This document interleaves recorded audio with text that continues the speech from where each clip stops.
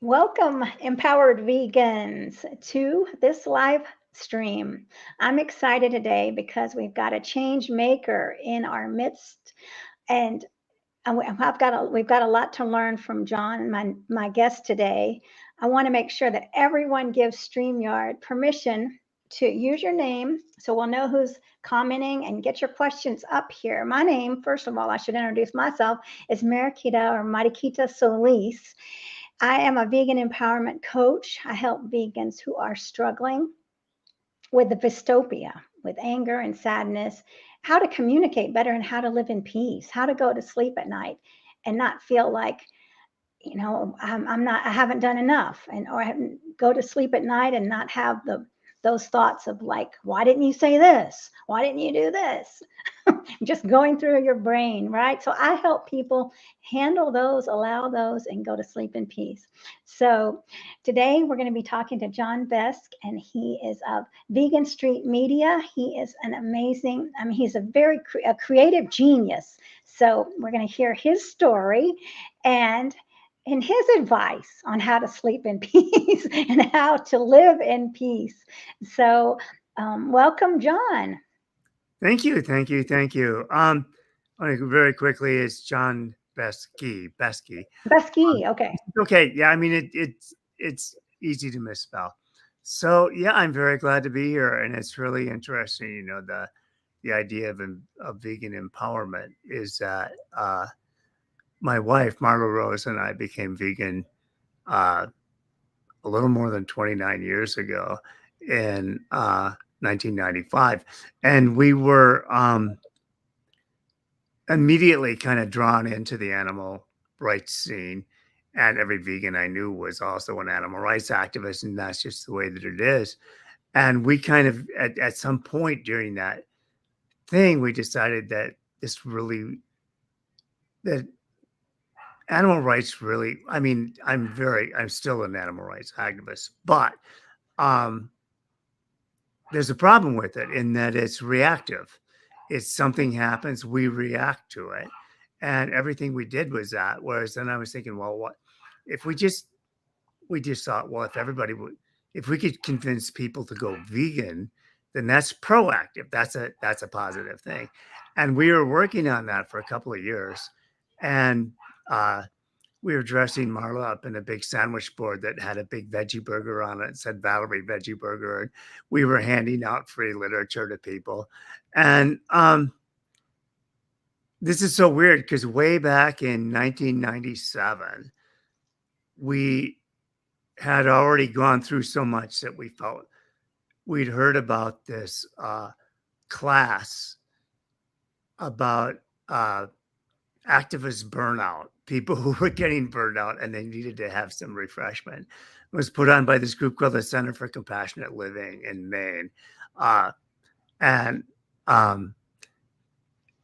we decided to drive out there and had this amazing experience. But then at the time that we were sort of with all these ideas and driving around Maine, we came up with this idea to start a vegan website, which was, it's 1997, which, there weren't many websites at all. And we were one of the first vegan websites. It took us a while to get it together. It was October of 1998 when we finally made it happen. But that was our foray into this thing. We have been what we like to say radical vegan activists ever since. Uh, Wonderful. we started this website that was a place where veganism was the norm. We just assumed everybody who came there was vegan. And we just talked to our news stories were all vegan focused. We had all these features and recipes, and they were all just so you obviously you're vegan if you're here. So, and 25 years later, we just celebrated our 25th anniversary last October of this, and it's still going, and we've done a tremendous amount of stuff in that amount of time. That's amazing. That's a long time. Well, what made you become vegan? How did y'all become vegan? Well, the more interest is really the more interesting story is how I became vegetarian. Um, this was 1984. So I was um, beginning my career as an advertising art director and working for this ad agency in Minneapolis. And I, at one point, got very, very sick with bronchitis and was lying in bed in my little dumpy apartment because I was just getting started, And I had this TV sat in the room with me. It was a black and white TV, and there's obviously no remote control or anything like that. And I was lying in bed, really, really sick, watching PBS, and they put on this movie called The Animals Film, which was the very first ever animal rights movie.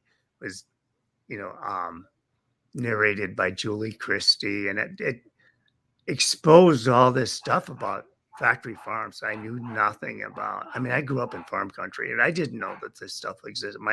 It wasn't like that where I started, and so I didn't really want to watch it, but I was too sick to get up and change the channel, and so.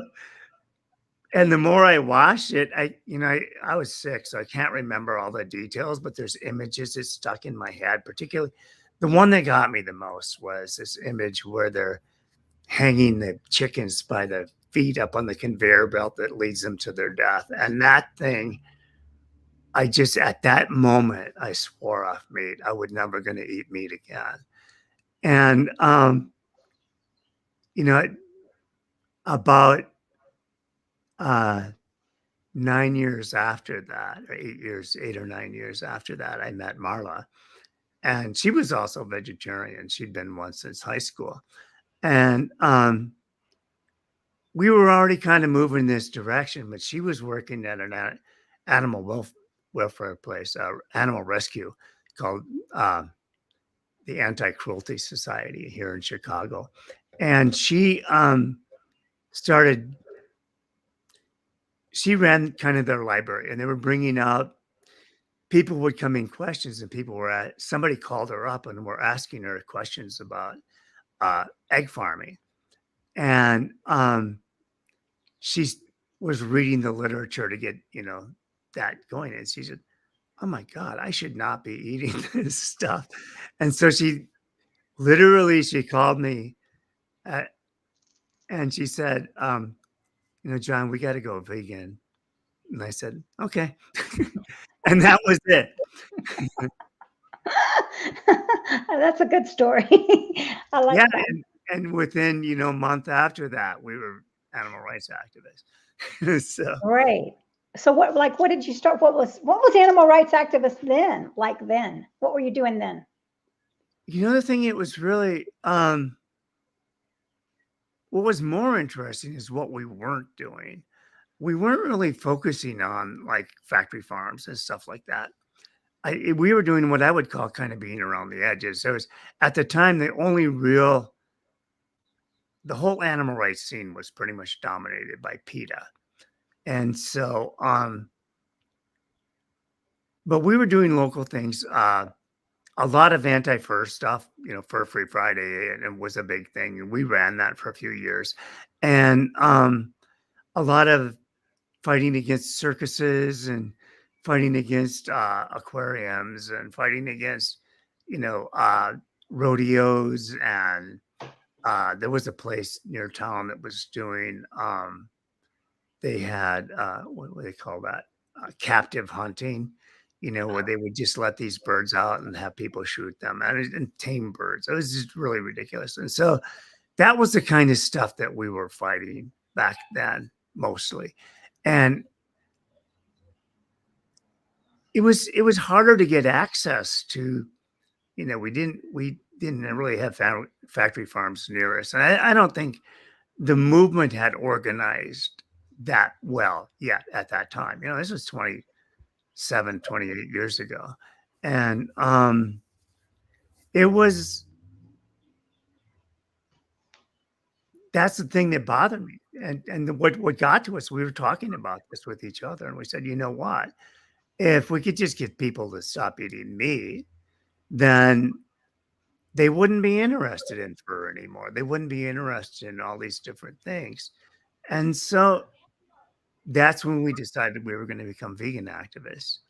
And it all went from there. And we'd find whoever we knew, we'd invite them to town and find them a place to speak. And uh, within a couple of years, we were running the local Earth Save chapter. There was this whole group called Earth Save International that was built around John Robbins's book, Diet for a New America. And all these people were forming chapters in all these different cities. And we became the chapter in Chicago. And, but the thing was, when we were able to do, by Vegan Street, we were able to start talking about all these other things, we could talk about.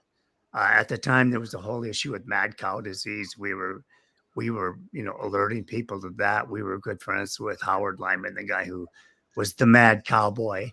I remember that. That was a long time ago, but he's one of the guys who was sort of my mentor when I was getting going. And Wow. and so we were involved in all this stuff. We met Gene Bauer way back in the 90s and, Farm Sanctuary. And we visited Farm Sanctuary in like 1998 or something like that. And it was just very wild time. We were getting to know all these people who were just doing all this stuff. We way back then became friends with Colleen Holland, who went on to start Veg News magazine. And and we just found ourselves in this, what was at the time, just kind of like almost this little club. There weren't that many people, but we just kept going. With Earth Save, we would do these potlucks once a month. We'd have 60 to 80 people show up for a vegan potluck, and we would have speakers. We had we'd had Howard speak. We had like the head of the Ronnie Cummins, who ran the Organic Consumers Association. We had Julia Butterfly Hill, a tree sitter who, we had all these people come speak at our events. And then with Earth Save, we started doing a big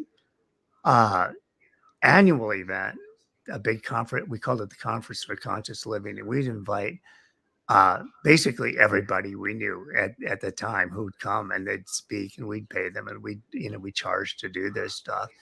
And, we were doing, and then later, yeah, we did. Another thing we did is we had a van, an old beat out cargo van that we'd cut a big hole in the side of it and put in a giant TV and would show animal rights videos. And from that, it's called, it was called the Cow Van, where cow stood for Compassion on Wheels. And it was a big brown van, so it kind of was cow-like anyway. That's funny. But, and so then and meanwhile, we're doing Vegan Street 1.0. And then we started doing this thing called, this is a little bit later, but Chicago Vegan Mania, which was a big festival, the first vegan branded festival that we've ever heard of in the US. But,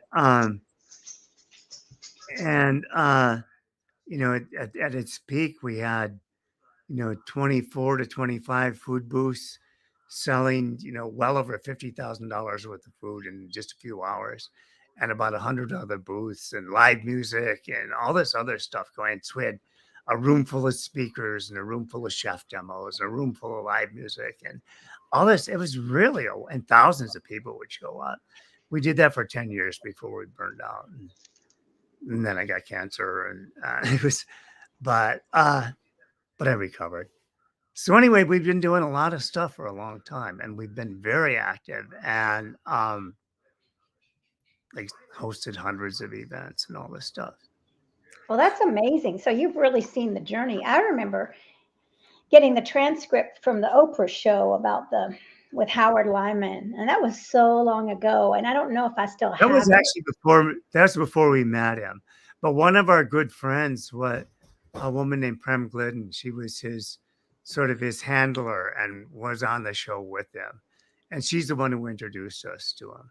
But this was like Wow. right after the show. How, By the way, what I might year get was that? invaded by a dog here in a second. She wants to sit on my lap. Oh, okay. No, I've got 3 dogs underneath me, so Oh, I'm trying like, oh, how this cute. is Ruby May. She's cute. She just likes to come and lick me sometimes. That's The sweet. little Chihuahua Dachshund mix Ah, and a bunch of other stuff. She's well, I see that someone's saying yes, they hear a dog barking, and Tom is here. Miriam is here. Let us know.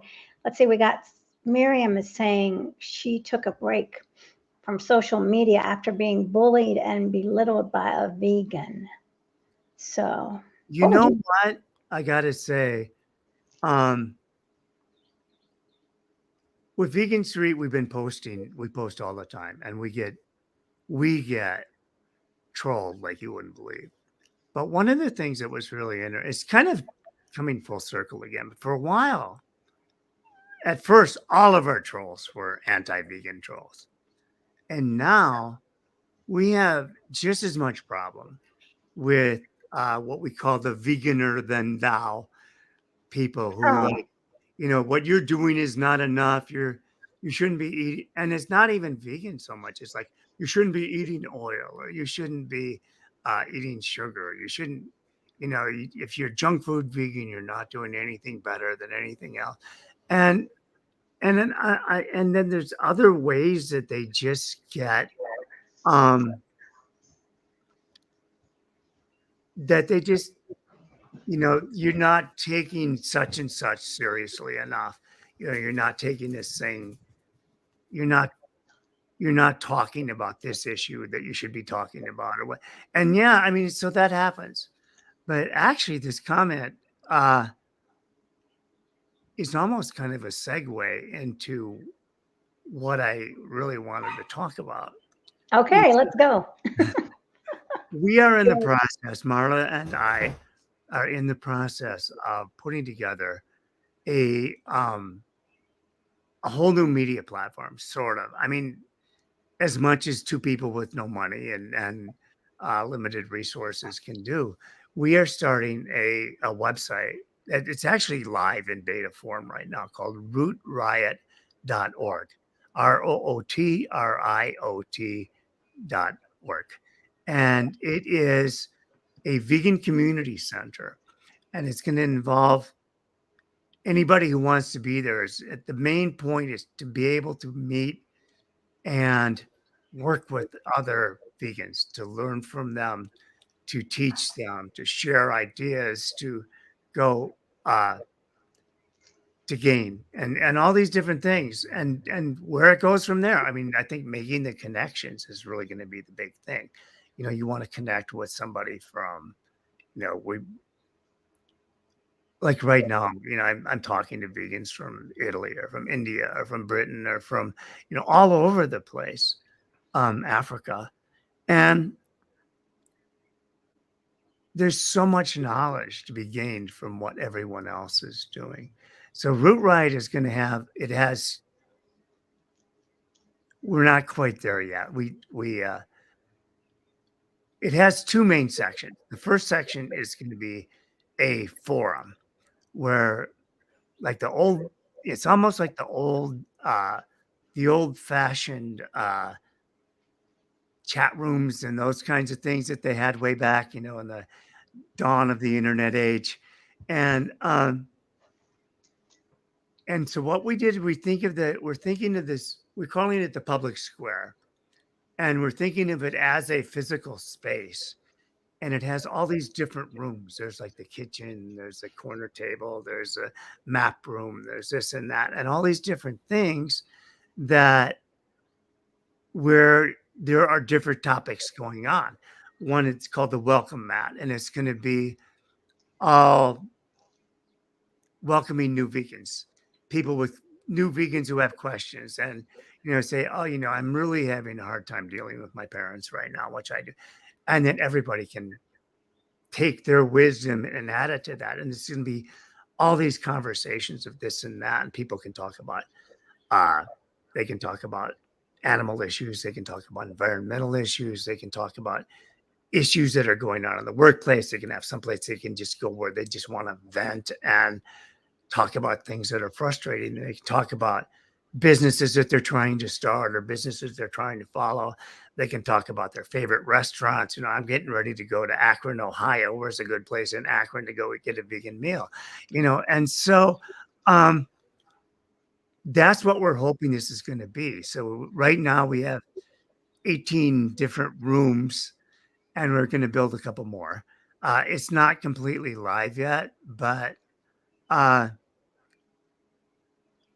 in anything, there's uh, a lot of growing issues, and it's really taken us a long time to figure out even how this is going to work and what can we do. And since we didn't have any money, we're going to have to kind of teach ourselves how to do this along the way. But right now, we're working and getting some investment and some stuff. Uh, and we're Yeah, I mean, it's kind of a thing where we have been planning to do this all thing as a not for profit, and we're thinking that that model may not be the best for us. And so now we're really experimenting with making it a company, and we're working with an expert who's a friend of mine at starting companies and things like that. And he's run both a number of non for profits and a number of companies, and so we're just every time we come up with something new like this, it delays us a little bit more. I was hoping that we'd be live, a year and a half ago, but there's a lot that one has to put into something this big. Oh, and then the other thing besides the forum is a little bit more like what we're doing right here, right now. We're going to have video conferencing, and we're going to have like one aspect of it will be network calls where we're going to say, okay, we're going to have everybody come on, whoever wants to come on and talk about issues around being a new vegan. And then everybody's going to come on, uh, they join the call. They can talk about their story and hear everybody else's stories and meet from people. And a lot of it's just going to be, let's meet people from around the world. And some people may be, and some will be doing this and that. And we're also going to be having things like classes. If somebody wants to teach a class or somebody wants to do uh, a book release, virtual book release party. Those became kind of popular during the pandemic, and or webinars, all these different kinds of cooking demos. Yeah, because someone actually mentioned that just now. They said, look, here's a comment. Interested in learning to make vegan desserts. It's far easier to reach non-vegans with desserts than Beyond Meat or Field Roast. So that'll be a room that we need to go into. Well, actually, there'll be a place, in the public square. There will be a place where people can, talk about getting vegan desserts and stuff like that. But we will very much have, we're going to have chef demos. We're working on getting. Marla's a chef. She's published about 450 recipes on veganstreet.com, and she's written several cookbooks. But we have a lot of other friends who are good chefs too, and we're going to be able to bring them in and do stuff to this. So, but yeah, I mean, vegan desserts that was something we did way back when. We would, you know, uh, come into some place with a tray of vegan cupcakes, and yeah, you can reach a lot of people that way because at that time back in the 90s, that was the one of the few foods you could make that would look really natural and would taste pretty much like what they were used to. We're trying to get some people to eat tofu or portobello sandwiches or something like that. It was a little bit of a stretch, but desserts were always way back then pretty easy. Um, and now they're so much easier with all the great vegan butters and uh, aquafaba. I don't know if you've heard about that. Yeah, I made some cupcakes with aquafaba. Now I'm an expert at that, and people love them. Aquafaba and applesauce. Yeah, it's amazing. We were there when it was coming together, which was really interesting. This is a guy named Goose Wallet, and he's the one who came up with this idea that you could take. I'm not sure how he got it, but he figured it out that you could take the liquid from a can of garbanzo beans, put it in a blender, what you call it, stand mixer, and run it on high for 6 minutes, and you get a meringue. It's just this crazy thing, and so and he almost from the very beginning decided, I'm not going to patent this. This is going to be free to everybody, and we're going to make this real. And there was a group of about 6 or 7 people who were really in the first day, literally the first days, uh, were just trumpeting this out. And Marla was one of them. And they were all testing out these new recipes and sharing them. And I mean, it just was just total phenomenal. I'd never seen anything like it. It was so That's cool. amazing. Yeah. So Yeah. aquafaba is the chickpea or garbanzo bean juice, in case anybody's Yeah. watching that doesn't know. But we have another question here. Please ask him about getting vegan products such as belts and wallets, shoes. So maybe this question, I'm not really sure. Does this mean in the past? Well, I would say that, um, right now they're probably the easiest way to do it. First of all, it's a little bit better. I mean, shoes are getting better. There's a lot of vegan shoe companies out there right now. They're doing some really good stuff. Wallets and belts are, I mean, I wear a canvas belt because I don't like the vegan leather ones. They don't last very well.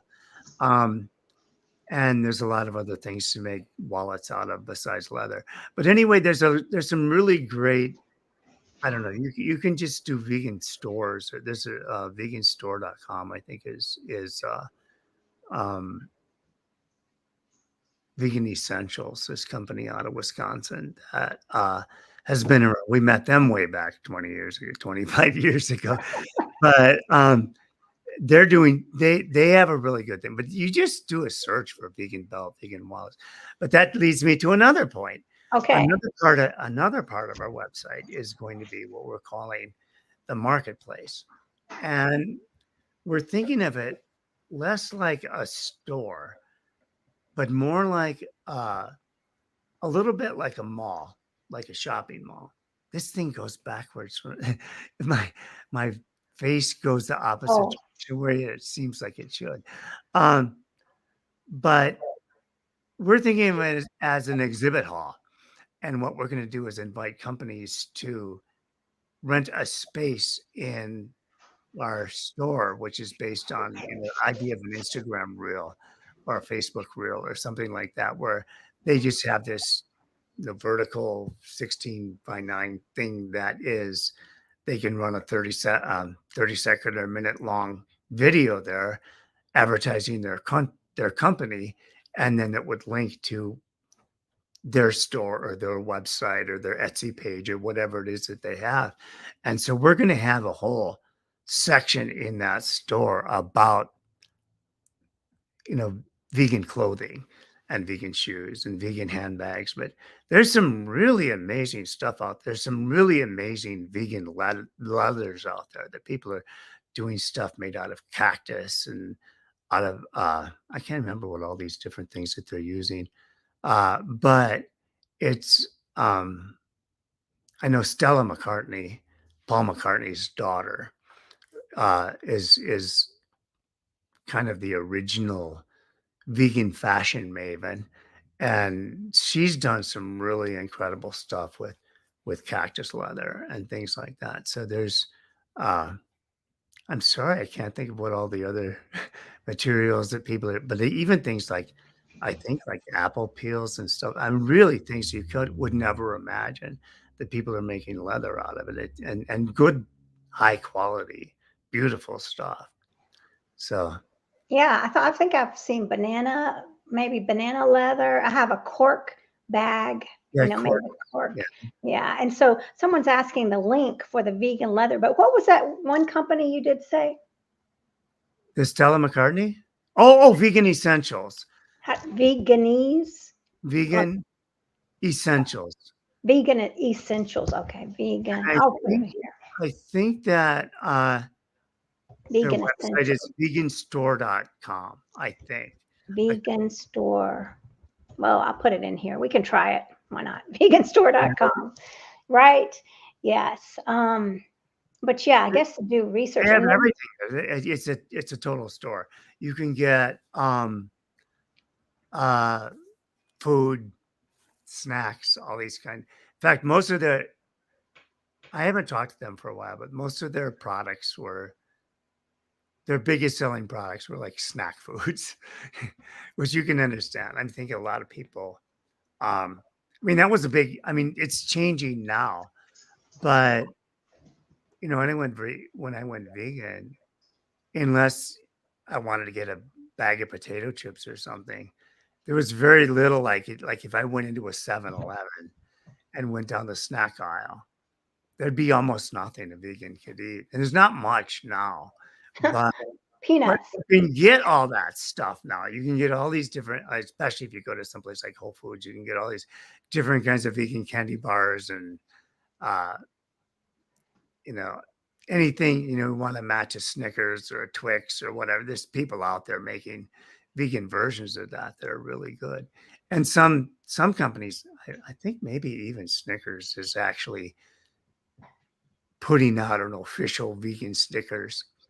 I know I just recently had I somebody sent me some, Kraft is that a Chihuahua mix A too? Chihuahua mix, yeah, my friend's dog. I'm just Ah, watching her for a little while, but very cool. yeah, there are like Reese's has got the vegan Right, um peanut butter cups, and Hershey's has got a vegan one now. I've seen them in the yeah, grocery stores. So yeah, I mean it's and I just progress. had, Kraft vegan mac and cheese, Oh wow. which actually tasted just like I remember Kraft mac and cheese tasting. I Well, that's haven't great had to know. haven't had Wonderful. it in 30 or 35 years, but it's, like, right on the shelf next to the it's not in every store yet, but it's right next to their other products.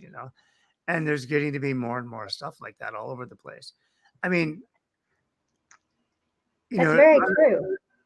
and so our mission from the beginning, well, there was we had this crazy idea that we could let people know what goes into making animal products, foods, what it go, and that once they knew that, they would. Uh, Stop. and there's a kind of a famous video of Gloria Steinem talking to a group of feminists, and she was saying, "Well, we just thought we could just get them to listen to reason," and then everybody just started laughing like crazy. So, no, you can't. You can't get people to reason. There's, thousands of generations of, uh, this is the way we do things, culture and not only that, but billions of dollars worth of advertising spent to keep people consuming all this stuff. Uh, far, far larger voices than what we have. So, Right. yeah. We're we're a small percentage, right? Well, but yeah, I mean, it's amazing that you have been working so hard here. I'm looking at some of the comments. I mean, for years and years, and I want to say hi to JJ and Marla and Tom and Miriam, who was here early. I mean, she's here, and then we've got here's I think this is Tom. Ask him about starting a vegan business. Okay. Um, I have one very specific piece of advice about starting any vegan business, and it's very simple. There is a group, they're out of Britain, but there's a lot of people in the US and a lot of people from around the world. It's called the Vegan Business Tribe. Like, and I think it's veganbusinesstribe.com. And they're actually one of our inspirations for Root Riot because that's where I got into this whole idea. They do these vegan networking calls, and where you can meet all these other either vegan business owners or people who want to start a vegan business or whatever that, and we can share and learn from each other. And that's actually a lot of where I got the idea that we got the idea of Root Riot because we've been members of the Vegan Business Tribe for I don't know, 3 years now or something like that. And it's a really great organization. And there are hundreds of businesses. And they also have on that page, you have all these different podcasts and webinars and school things, really. Like here's a class on how to start a vegan business. It's like a 10-part class or something like that. And all these things, how do you promote people? How do you raise money? How do you get investors? How do you know, do you want to be online? Do you want to be in a store? You want to do both? What do you want? Do you want to sell to other people? Do you want to sell wholesale? There's a lot of questions in all of Who runs that? I don't remember what, I'm getting confused. There's two that I am used. Who runs that? Why am I suddenly spacing David? Oh yeah, David and Lisa. David and Lisa. Lisa and I'm so sad I can't think of his name right at the second because I love these guys. They're wonderful. And but yes, starting a vegan business, I would start by talking to them. Go That's a to good. veganbusinesstribe.com and I've gotten so much advice. They have a whole thing. They have a whole thing called a vegan business clinic where you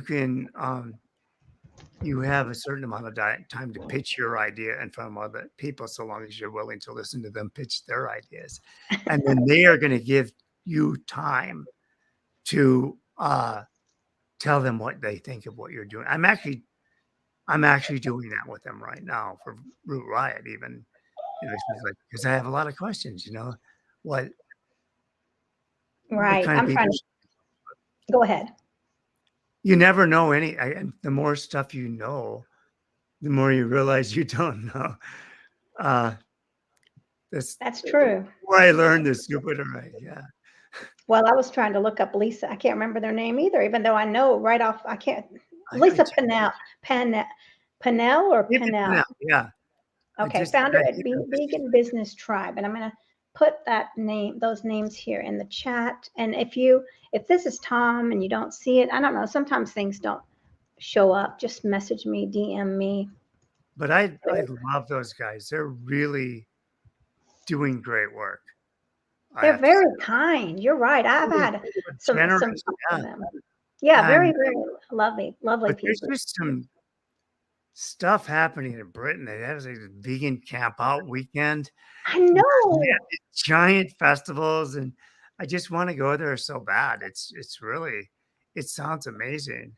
Because Oh in my a lot of goodness. ways, what happened was, when we were getting going in the 90s, 80s and 90s, and I remember reading about uh, these vegan activists from the 1980s, like River Phoenix, who unfortunately died very young, but his brother Joaquin, was vegan there right there with him. But back in the 80s when they were talking about it, and I was like, man, this is amazing.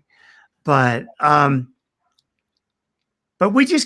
U.S. just kind of came at it slowly and slowly, and Britain and Germany and places like that it was in the wilderness for them. And then all of a sudden, boom, it exploded in both those countries and other countries, Israel and uh, Italy to a degree, Australia, that just never had any consideration at all. All of a sudden, they're like, wow, I want to go to these places. Well, it's exciting, when you travel, and it's very important to speak up for ourselves because I went into an Italian restaurant, I don't know, a while ago, a few weeks ago, and there was nothing on the menu. I mean, I don't want to have same old spaghetti. I mean, marinara and spaghetti. So I asked the chef, and he made a very beautiful meal for me with little leeks, and I mean, it was just a beautiful and a very tasty meal. He came out and asked me how it was. So I mean, wherever you are, just if you ask nicely, then people, I Yeah. mean, a lot of chefs get bored making the same old thing. Years ago, I was in an airport restaurant waiting for a flight, and I was with a buddy of mine, and it was morning, And they had so little on their menu, and we just said, okay, so we noticed that you do have, you have hash browns, and you have onions, and you have tomatoes, and we had them build this thing with onions and tomatoes and peppers and garlic and hash browns and just make a big mess of it. And they were like, "Oh, wow, this is really good. We should maybe put this on our menu." But it took a little while to get it going. Um, I remember way back in the day when talking about Howard Lyman, the Mad Cowboy, that one of his things that he would always say, if I'm going into a restaurant with a bunch of people, I will always order first. And I'll always order very proudly and say this and that. And he said, and that makes some people sometimes change their mind and order vegan food. It's worth a I try. Yeah, I'm gonna do that. That's a good idea, right? I know I've gone with my friends and they've told me, well, when I'm around you, I just want to order this because they're ordering vegan. So it's nice to be an example, right? And not to pressure, but to see that just my presence is having an impact, or they think, how long is it going to take? But that's okay. At least they're thinking, so it's Yeah. nice. I mean, that's a deal. I'm a part of it's a sort of a men's group. It's been around, we've been together for like 30 years and stuff like that. And it's all these old guys around my age, 50s and 60s and 70s. And we, I'm the, well, now there's a couple more, but I was the only, for years, I was the only vegan in the group. And so I will, and one of the things that we get together for a meal, and I will always bring some really huge, kind of familiar, but vegan different version of it. And I'll bring lasagna, or I'll bring a really nice mac and cheese, or I'll bring a really nice you know Indian aloo gobi kind of dish or something like that, and bring huge amounts of it. And everybody has. I originally was doing it just so I'd have something to eat, but then I'd make enough for everybody, and everybody would eat it and say, "Oh my god, this is great." Now they're all still eating meat, but um, at the same time, they have a different, it's a multi-generational thing, the way it has to happen. Like these guys, some of them have, most of them have older kids, but the ones who have younger kids, if that kid comes up to them and says, uh, "Dad, I want to become vegan," they're probably not going to be stand in their way anymore. And they can say, "Well, I have this buddy, he's a vegan and he's doing very well, and he makes these incredible meals." And so I think that's what it is. It's going to be happening over a long period of time. We may not live to see a vegan world. In fact, chances are probably we won't. But you know, I'm blown away already with how much there's been. Certainly in the area of vegan food. Um, you know, I just read well, we just post, we post these memes where we talk about all these different parts of veganism, and we just posted this meme not too long ago that was basically saying almost 50% of all the restaurants in the United States have at least one vegan entree. That's amazing. When I started, it was one in 100, you know, and when I first moved to Chicago in 1987, there were 5 vegetarian restaurants. 2 of them were vegan. One of those was raw, and the other one was, um, just vegan. But, in the entire town, in 9 million people, the entire multi now there's at least 50 completely vegan restaurants in the Chicago area, and dozens more that are vegetarian, and hundreds more that have very, very large parts. They have special vegan menus, or we were just yesterday. we were just in this little town way out in the exurban Chicago, like almost an hour, actually an hour away, but still kind of in town. But it was a town that was a small town that got swallowed up. Anyway, the we just walked into a little Chinese restaurant and they had a special vegan menu and in this little town. And then we saw as we were just kind of wandering around the town, two other restaurants that had the word vegan in their uh about their food and it had the word vegan on a sign on the outside of the restaurant. That was unimaginable 20 years ago. I I know, huh? You can never attest to it. never thought some and you know a lot of the college kids are leading the way. So these big groups like Sodexo that provide all these foods to count, to universities, also to hospitals and prisons and all that. They have radically increased their catalog of vegan foods that they have. And there's places around now really saying, okay, well, you have to, like in California, I think, I don't remember if it's just Los Angeles or it's the whole state that for elementary and high schools, you have to have at least one vegan menu item. And Wow, that that's amazing. it's moving that way really quickly. And certain thing and with all the issues with climate change, which is, obviously a very, very horrible problem that is not getting anywhere near the attention it needs. But one of the things you're hearing more and more people talk about in the European Union and stuff like this all over the world is say, we really have to convince people to cut down on their meat intake.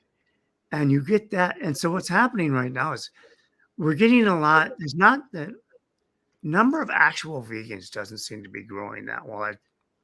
It's also weird because you read one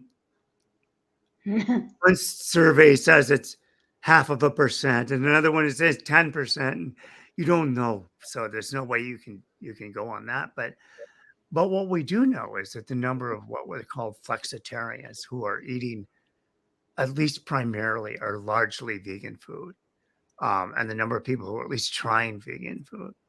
We found out that we saw one survey that said that people who during the pandemic started, trying vegan food because they couldn't find meat, so they started trying vegan proteins.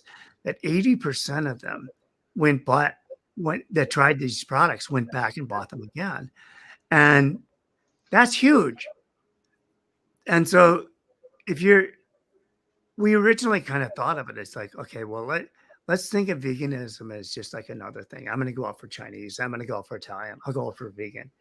But now it's way beyond that. It's just like, you can probably go into your favorite restaurant right now and find something good that's vegan on the menu. Almost certainly. Well, And you're right. depending I where mean, you things are. have really changed. Things have changed, I mean, incredibly. And here's a comment from Ellen. Illinois passed a law last year that schools have to provide vegan selection when a parent asks. Most people don't know this, unfortunately, but still, I mean, yeah, we got to get the word out. That's wonderful. This is That just is good. I can't remember if I knew that one. I have so many statistics going through my head all the time. I bet you do. I mean, you have so much information. And so Tom, go to the description the description shows where you can give StreamYard permission to use your name. And there's so many comments, but things have really changed here. So, but if you're watching and you like this, subscribe. And remember, I am a vegan empowerment coach. So I want everybody to know that. If you're struggling, please come to me to help you, right? And because I mean, we get attacked by other vegans. We get attacked by not pre-vegans. We have to be resilient like John. I mean, you're very resilient through the years of growth. You growing and seeing the vegan world growing. Yeah, and to your point, the whole idea of being a vegan is so much larger than diet.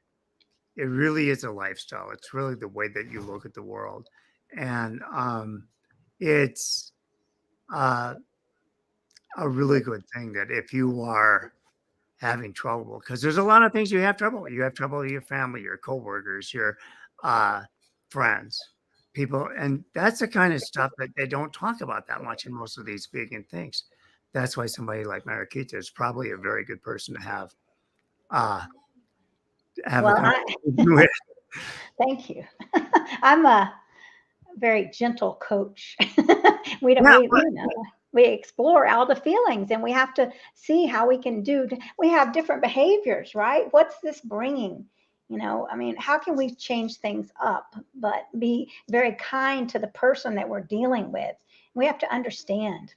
well, that's the understand. That's the other thing too, and it's something that I think a lot more vegans need to learn is that the whole centerpiece word behind vegan is kindness or compassion, and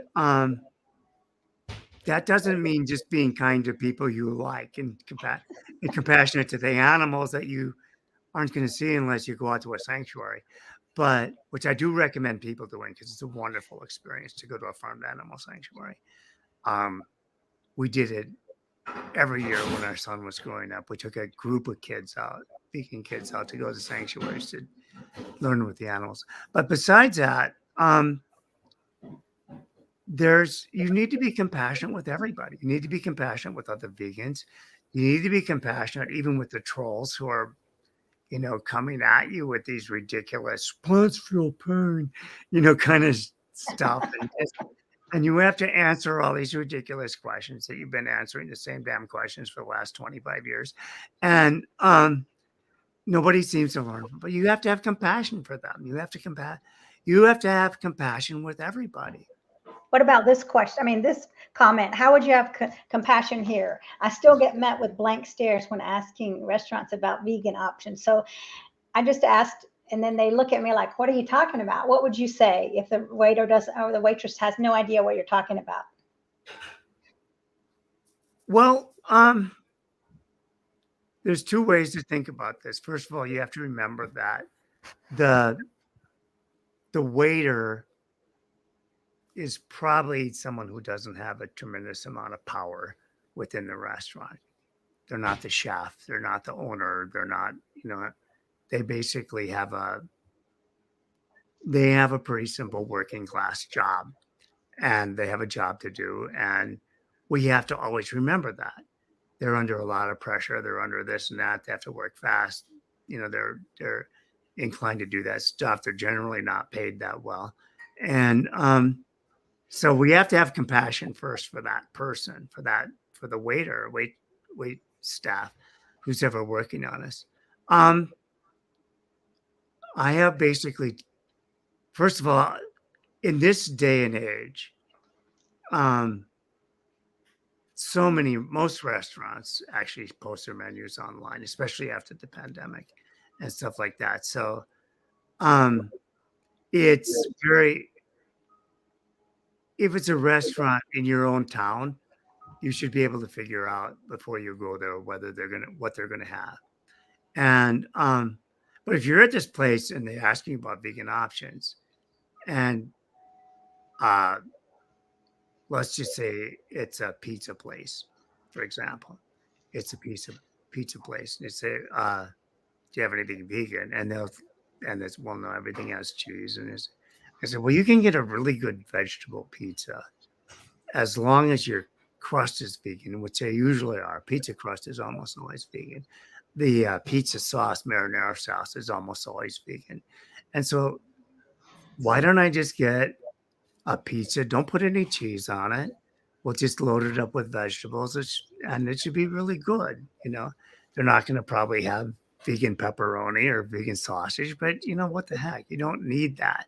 You can have a really good time with just a bunch of spinach and garlic and uh, you know, uh, different peppers and different whatever the vegetables are that they have, olives and mushrooms. So, but you can think about that with any kind of it's that story that I told before when we went to the airport restaurant, and we got them customize the hash browns into that stuff. So I'll each server that you meet is an individual, and they're going to have their own issues about it. But I found that a lot of them will be very, very accommodating. They want they want to get a good tip. They want people to come back, and Well, that's true. help I them mean, I out. used to be a server. I used to Yeah, be a server, and it was very, when you're very busy and stressed, and then someone. So I recognize that I don't want to make. I want to make it very pleasant for the server, and I don't want to be high maintenance. I try to make it very easy, and a lot right, of times I'll say, "What vegetables do you have in the back?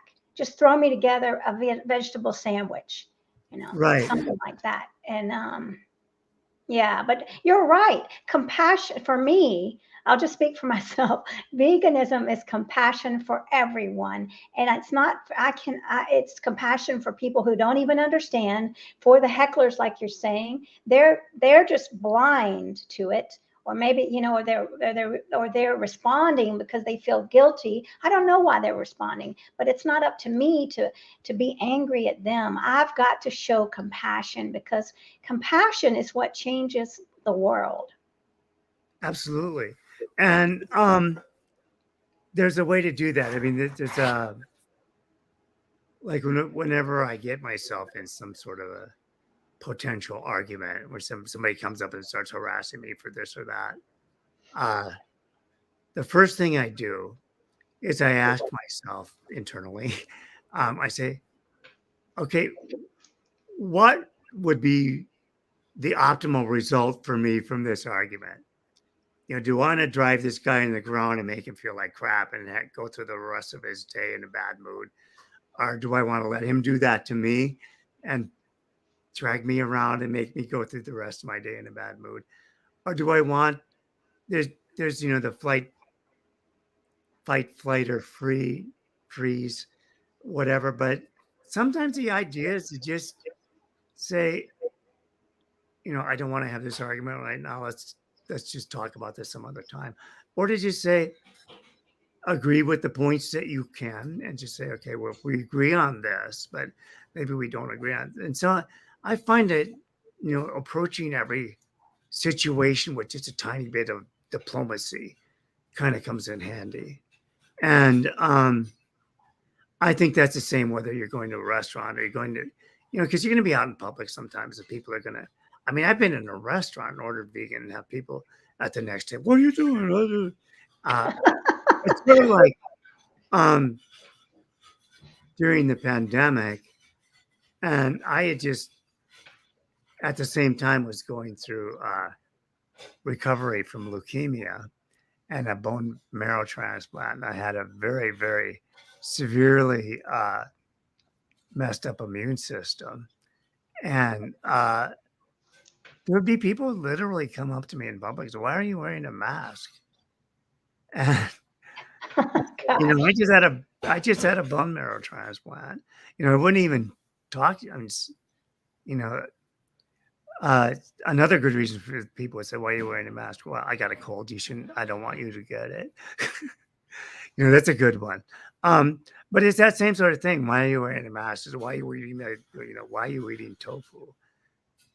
Right. Um, Oh no, yeah, tofu, yes. You're right. And well, as a nation we need, or as a world we need to be more gentler. Here's another comment. Attending weddings and funeral dinners can be challenging.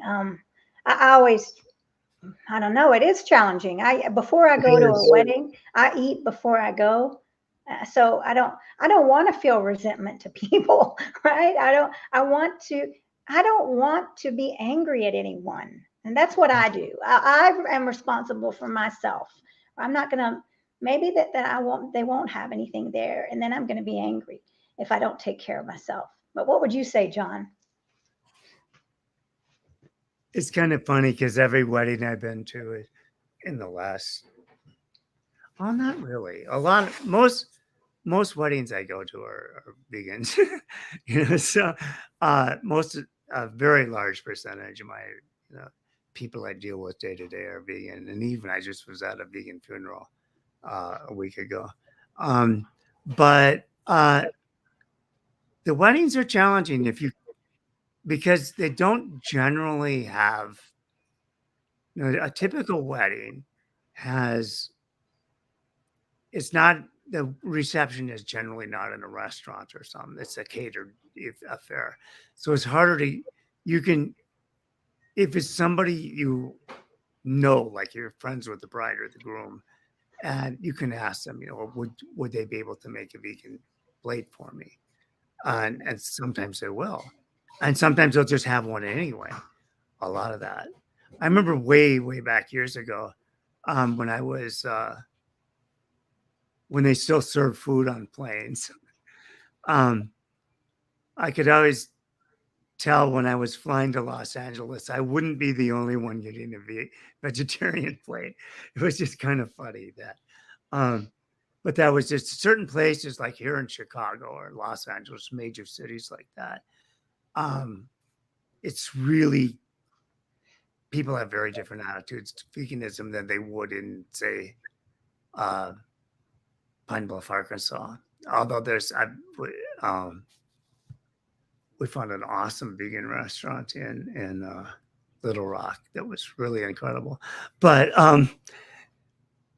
yeah, I mean, it's always a little bit of an adventure. Whatever you're trying to do, you make the best of what you can. And um, we had one friend of mine would do a thing when she had a friend who was not vegan, would keep inviting her to things, and she would say, "Can I come hungry?"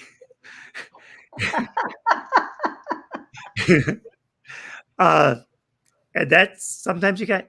Hopefully, if you're going to a wedding, you don't know anybody. Then it's going to be really awkward, no matter what you do. But then nobody's going to know you, and no one's going to care what you do. So, um, yeah, I mean, sometimes you have to just have a little snack on hand that you can be. If you leave hungry, then you have to have something. I Uh, think, yeah, I might take a little something in the car or carry a little purse and, and yeah, just bring it out. Why not? I mean, who's going to say anything? People, I'm not the center of attention. If it's a wedding, they're going to be focused on the bride and the yeah. groom. You're just somebody there.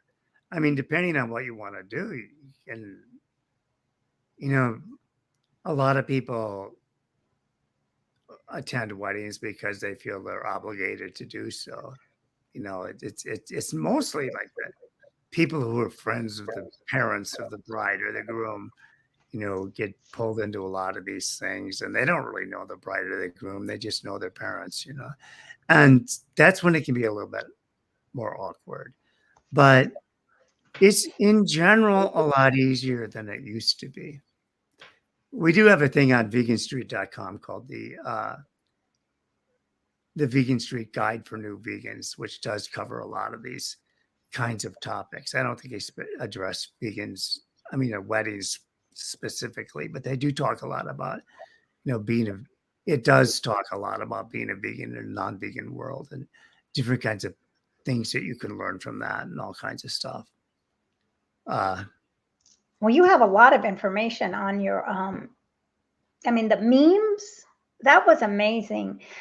So you have to tell everyone, I mean, you've got to go check out all these beautiful memes. I see them a lot on LinkedIn, the squirrel oh, one about planting trees and everything. oh So, yeah, that's cool. yeah. So here's some. I took a little vegan sign to set at a table, but I didn't use it. It was mostly family, so they know I'm a vegan.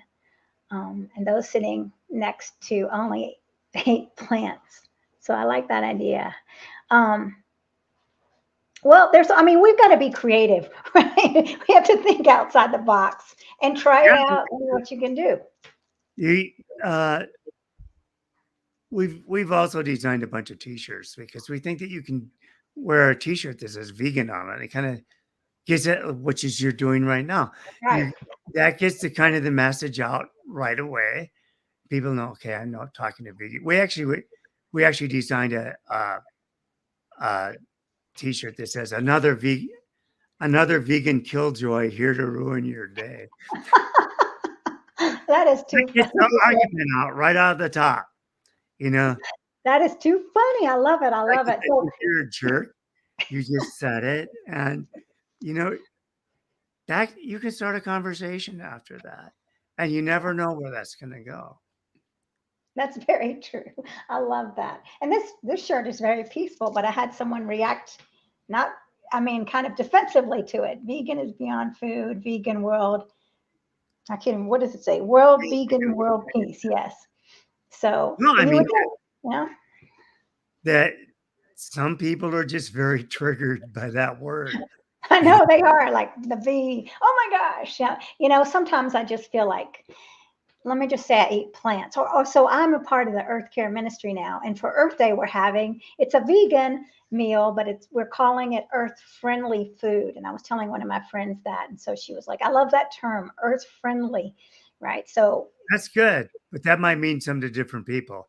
I know that a lot of people earth-friendly food would be, cattle raised with regenerative agriculture and stuff well, like we're not having that. that at our earth friendly meal. Yeah, I understand that, but in the Right. No. larger world, they're out there. So, Yeah. It's hard, isn't it? I mean, it's hard to know. Like, anyway.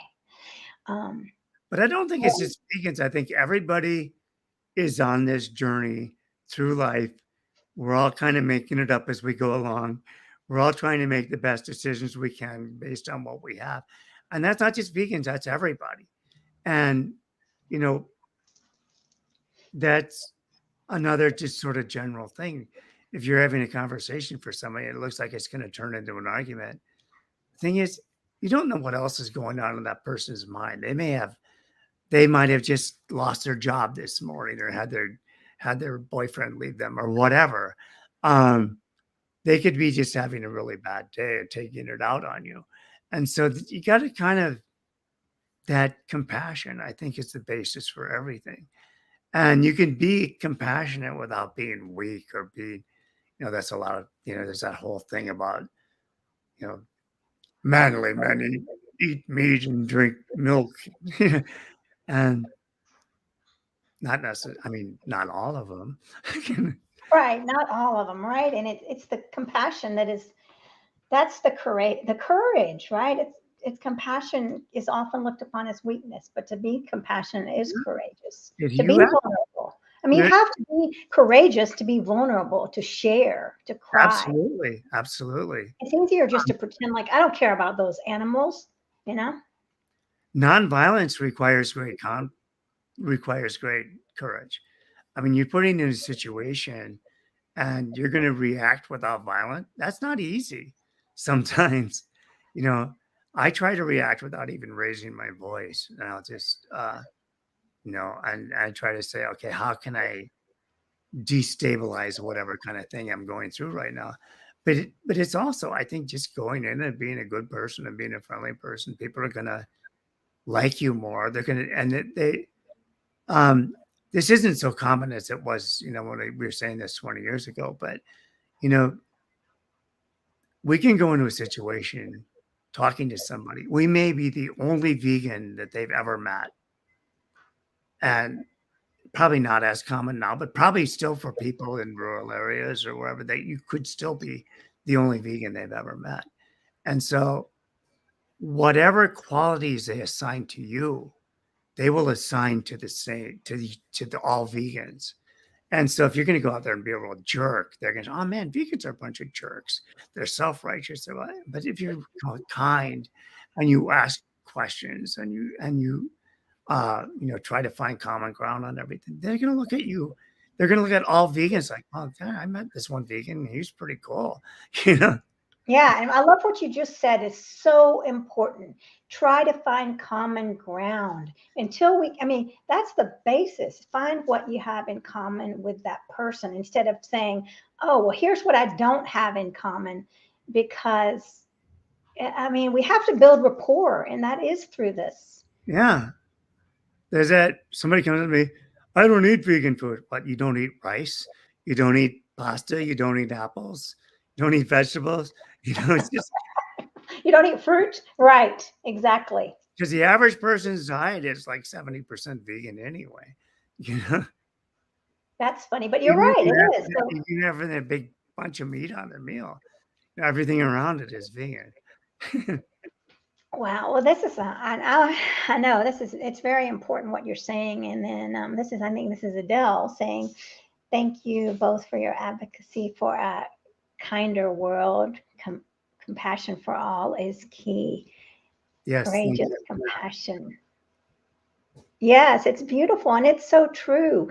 Well, John, I don't want to keep you, we're already gone over, which is fine with me, but I want you to tell everyone, give us your last words and where they can find all these memes and all your information and when, and come back on once that once it's out there, right? And you can tell us, Yeah. tell us what we need to do. Tell us where we can find you. Okay. Well, I'm going to give 3 different web addresses that Okay. are really good. Veganstreet.com, which has been around since October of 1998, way back in the dial-up days, and rootriot.org, ROOTRIOT.org, and those are the 2 babies. And that's just the Root Riot is a beta site, so you can't really you can see a bunch of stuff, but you can't do much. It's going to be very interactive. Um, Another one, if you just want to learn a little bit about me personally, I just built a website at johnbeske.com that has a kind of a quirky bio of me, and it links to everything else I do. So that's just my name right there, johnbeske.com. And it's kind of fun. Here we bring him back on. There's a I'm lot to happy to come back. we'll have to get him back on, definitely. John, You can yes, get you're, Marla on too. That would be yeah, yeah, that would be she's much more wonderful. colorful and interesting than I am. Would love to have Marla on here. Yeah, so we'll Yeah, have to schedule that. And now that that we had the chapter one, we'll have to have chapter two. yeah, yeah. So wonderful.